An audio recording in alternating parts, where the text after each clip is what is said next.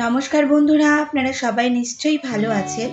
রিঙ্কু রান্নাঘরে আরও একটি নতুন এপিসোডে আপনাদের সবাইকে স্বাগত। বন্ধুরা, আজ আমি তৈরি করেছি সুজি আলুর পুরি।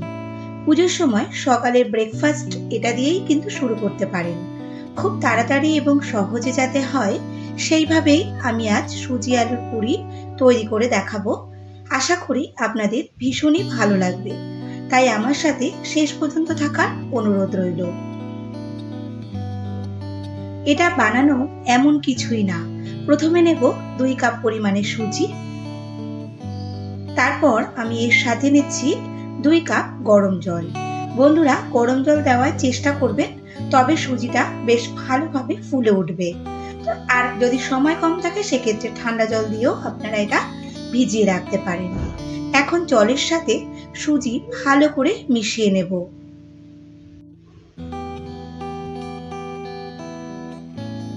এইভাবে মিশিয়ে নিয়ে আমি 8-10 মিনিট ঢেকে রেখে দেব।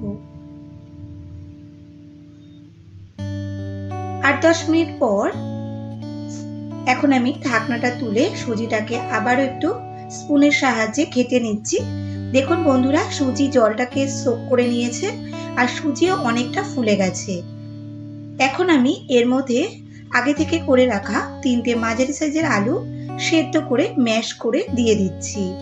সাথে কিছু মশলা অ্যাড করব। তার জন্য প্রথমেই নিচ্ছি 1/2 চা চামচ জিরে, 1/2 চা চামচ মৌরি, দেব 2টো কাঁচা লঙ্কা কুচি, সামান্য চিলি ফ্লেক্স দিচ্ছি কালারের জন্য 1 চা চামচ হলুদ, আপনারা এটা স্কিপও করতে পারেন।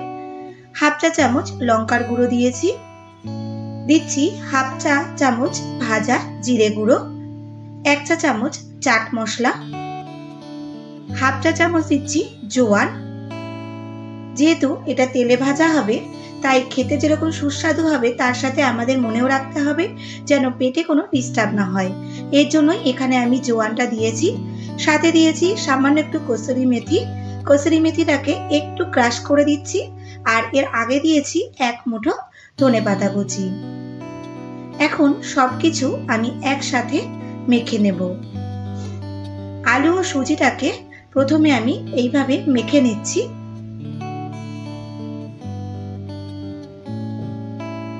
খুব সুন্দরভাবে আলু সুজিটাকে মেখে নিয়েছি মশলার সাথে।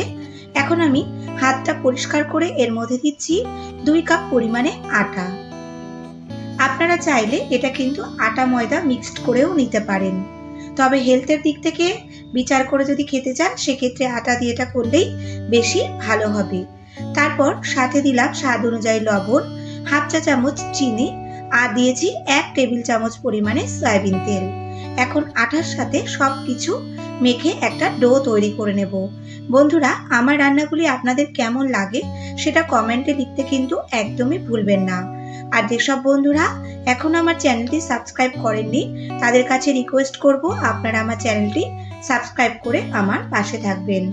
ডোটা তৈরি করে নিয়ে আমি এর উপরে 1 চা চামচ সাদা তেল মাখিয়ে নিয়ে ঢাকা চাপা দিয়ে রেখে দিয়েছি 15 মিনিট। 15 মিনিট পর ঢাকনাটা খুলে নিয়ে ডোটাকে আবারও একটু মেখে নেব।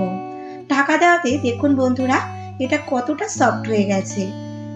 এখন আবার একটু বেশ ভালো করে মেখে নিয়ে এর থেকে ছোট ছোট লেচি কেটে নেব।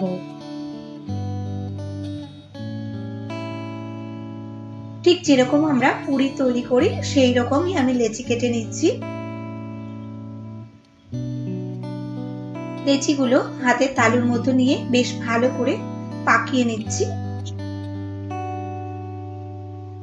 লেচিগুলো আমি রেডি করে নিয়ে তারপর আমি চাটুতে সামান্য তেল মাখিয়ে নিয়ে এটা বেলে নেব। খুব বেশি পাতলা বা খুব বেশি কিন্তু মোটা করে এটা বেলবো না।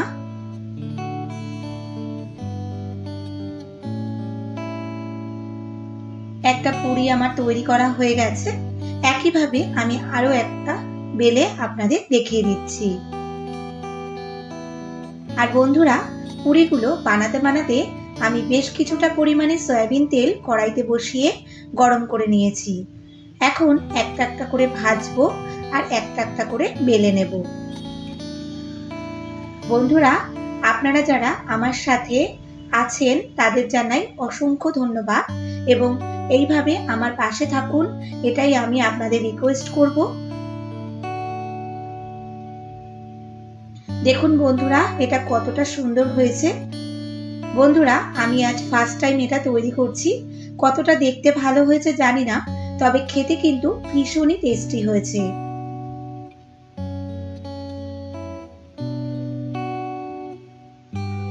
আপনারা একবার হলেও এইভাবে বাড়িতে তৈরি করুন এবং বাড়ির আত্মীয় স্বজনদের তৈরি করে খাওয়ান, দেখবেন তারাও বলবে এটা কতটা টেস্টি হয়েছে। এটা এখন আমি গরম গরম দইয়ের সাথে পরিবেশন করছি।